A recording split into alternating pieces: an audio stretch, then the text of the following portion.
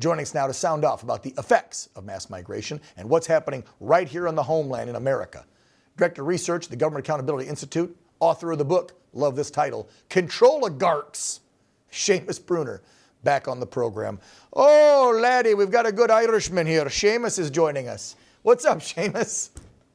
Dan, it's so good to be with you. Look, this is a disaster what's happening worldwide, but let me give you the big picture. It's a whole lot worse. So the number one goal of these globalist controligarchs is to transfer power away from nations and to international institutions controlled by them. And so illegal migration accomplishes so many of their goals. Number one, it creates chaos. That weakens countries. That's the same thing with the Soros prosecutors. But number two, when you have the citizens start pushing back, then you can control speech through hate speech laws. You can control the right to assemble through these no protests. You have to get licenses to protest for your country back. And then there's so many other benefits. CBDCs, digital currencies. BlackRock says that we need CBDCs. Why? So these migrants can send money in the form of remittances back to their home countries faster. I mean, think about that. Taking money out of America and sending it back home.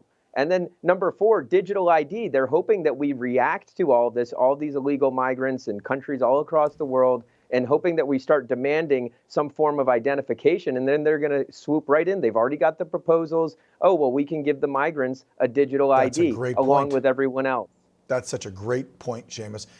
I mean, you're right. I can't poke a hole in any of those points you made. That's exactly what mass migration is doing. And the powers that be, the top, half of 1% of the elites that are running things want that. And I remember when we got that, the Antifa handbook that somebody grabbed one in Kenosha a couple years back during the Summer of Love. And it was, Peace Through Chaos, 100 Years of Anarchy. They're fine with having 100 years of chaos to get what they want. At least that was the Antifa handbook thing I read. And that's what the elites want. You get everybody fighting everybody, you get all this confusion, and then what will the masses do? Please, big government, please, big controligarchs, take over and settle all this unrest, and I will give up a bunch of my liberties and freedoms for you to do that. That's the end goal. Yeah, and here's one more thing. I mean, this is the biggest outrage. Everybody should be kind of shocked. Well, not shocked. I mean, I guess it's shocking, but also not surprising. In Ireland, some of these protesters, the officials, these left-wing globalist officials, want to take away their welfare. Now, the European countries have a much bigger welfare state and much more people qualify, but they're saying that if you're going to protest for your country, that you should have your welfare taken away. That's like a social credit score now that they have sort of implemented de facto. So, like, if you go out and peacefully, now they don't say the rioters or violent people, they're talking about protesters, that you should, and we saw this in Canada during the pandemic, the truckers had their money seized. Had their money seized. Great point. And so this is like a social credit score happening all at the same time. Right. Push back on your government and they will shut you down, even though our Constitution says we have the right for a peaceful assembly. What was that wacko Irish senator gal saying in your, I don't know if you call it a parliament over there in Ireland or whatever, but she literally said that to have legislation, most legislation is taking away liberties and rights and freedoms.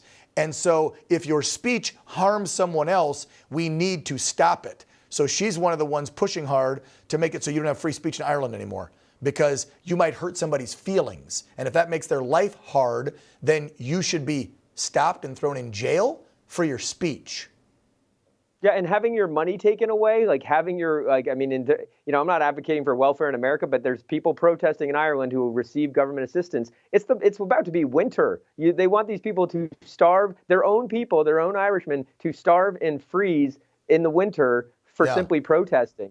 It's shocking stuff. Well, when people say, oh, get off that whole thing that illegal migrants take away jobs that Americans would do, I'm sorry, but globally, we've seen it, and here at home, when especially with now 8.5, 10 million coming in under Biden, there will be jobs that Americans could have had. And I'm not talking about an American born and raised, been here for 50 years. I'm talking about other younger legal migrants who migrated here 5 years ago from Ecuador and followed the plan and still trying to find a job. But you just allow 8 million folks in that'll take nothing under minimum wage. Yeah, they just screwed that legal American citizen out of a job.